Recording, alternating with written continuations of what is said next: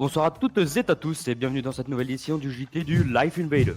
Ce soir, je suis en compagnie de Diana, la CRS, pour revenir sur une semaine particulièrement mouvementée à Los Santos. Merci Finlay. Entre manifestations enflammées, incidents chimiques, compétitions musclées et courses de motoneige aussi, Los Santos n'a pas manqué d'actualité ces derniers jours. Ce jeudi soir, une manifestation contre les violences policières a éclaté devant le poste de Mission Row, à l'initiative de YBB. Les manifestants dénoncent l'absence de caméras piétons sur les agents et appellent à une réforme inspirée de Chicago, où chaque intervention est filmée pour limiter les abus. Les contestataires reprochent à la police de Los Santos des méthodes parfois plus dignes d'un ring de catch que d'une patrouille de secteur. Cagoule, interpellation musclée et usage généreux du gaz poivré. Certains manifestants promettent même de revenir chaque 24 du mois, façon abonnement mensuel à la contestation, tant qu'aucun changement concret n'est engagé. La situation a rapidement dégénéré. Feux d'artifice, fumigènes, poubelles incendiées ont semé le chaos dans tout le quartier. Un membre de YBB, Ken Raj, a pris la parole sur un ton virulent, visant directement plusieurs officiers du SASP. Les forces de l'ordre ont fini par disperser la foule, non sans casse. Plusieurs véhicules ont été endommagés et un parfum de tension flotte désormais sur la vie. Si dialogue il doit avoir, il risque de démarrer sous haute tension.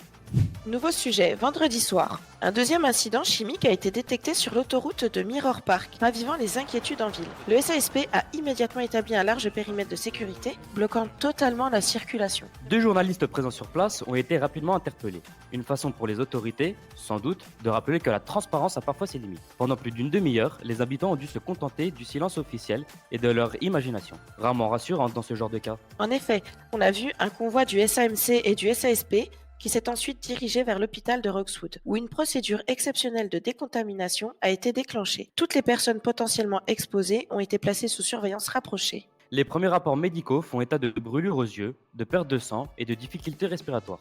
On est loin du simple rhume d'hiver. Le chief du SASP s'est voulu rassurant, évoquant une situation sous contrôle, un message tempéré par un léger malaise visible à la caméra.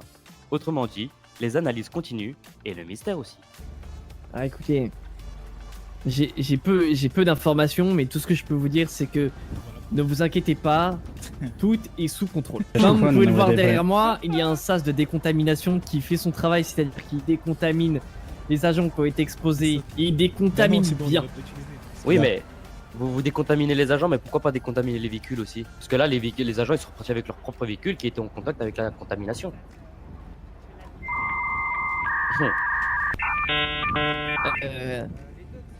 Faites une pause là. Attendez 2 secondes. J'arrive.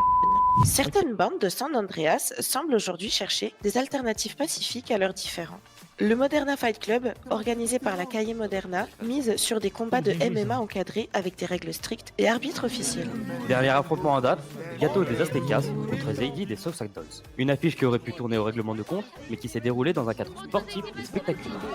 Gâteau l'a remporté et tout le monde est reparti debout. Quoique légèrement cabossé, preuve que la discipline, ça paye. De leur côté, les Vagos ont organisé un match de football opposant à nouveau les Aztecas aux Southside Dolls. Score final 4-1 pour les Aztecas. Mais les Southside Dolls, visiblement vexés de la défaite, ont déclenché une bagarre générale en fin de rencontre, ruinant complètement l'esprit sportif affiché en début de partie. Malgré quelques excès d'adrénaline, ça je sais pas le dire le mot. Malgré quelques excès d'adrénaline, Malgré quelques excès d'adrénaline. voir ces groupes troquer les armes contre des gants ou des crampons reste une évolution encourageante. Los Santos n'est peut-être pas encore prêt pour les Jeux Olympiques, mais au moins, la violence prend parfois un peu d'air frais. Le Maze Event a organisé une course de motoneige spectaculaire, attirant de très nombreux participants. La police a encadré la circulation tout au long du parcours, garantissant un déroulé fluide et très sécurisé. Un tracé enneigé traversant Sandy Shore, un public nombreux et surtout de belles récompenses. Une TF Dominator estimée à $250 000, un Scoot GSX à $180 000 et une pluie de cadeaux pour les plus rapides. Une ambiance hivernale réussie qui rappelle qu'à Los Santos, on sait encore faire la fête sans sirène de police en fond sonore. C'est la fin de cette édition du JT. D'ici notre prochain rendez-vous, gardez la tête froide et les pneus au sec. Une bonne soirée à vous et à très vite sur le Life Invader.